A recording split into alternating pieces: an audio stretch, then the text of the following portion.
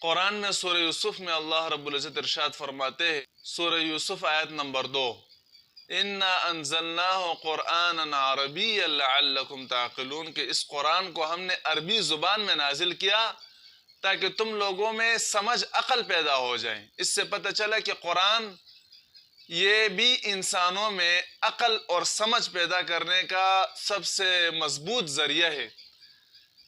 اسی طرح عربی زبان بھی لوگوں میں عقل اور سمجھ پیدا کرنے کا بہترین ذریعہ ہے۔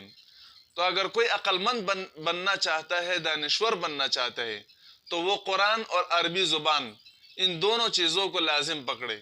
اس سے آپ کے اندر عقل پیدا ہوگی، دانش پیدا ہوگی، سمجھ پیدا ہوگی۔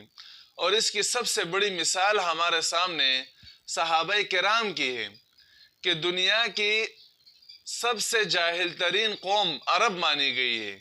عرب اتنے جاہل تھے کہ اپنا نام لکھنا نہیں جانتے تھے، علم سے بہت دور تھے، لیکن جب انہوں نے قرآن اور عربی زبان پر محنت کی تو اللہ رب العزت نے ان کو ایسا عقل اور ایسی سمجھ عطا فرمائی، ایسی دانش عطا فرمائی کہ دنیا کے بڑے بڑے دانشور، سائنٹسٹ، عقل مند علماء، بڑے بڑے سمجھدار لوگ ان کی عقلوں کو حیران ہو گئے۔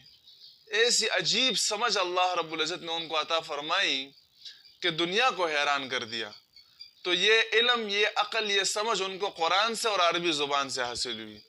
تو آج بھی اگر کوئی عقل مند بننا چاہتا ہے، دانشور بننا چاہتا ہے، تو قرآن سے اور عربی زبان سے وہ بن سکتا ہے، باقی چیزوں سے بننا مشکل ہے۔ جیسے حضرت عبداللہ ابن عباس رضی اللہ تعالیٰ عنہ سے کسی نے پوچھا کہ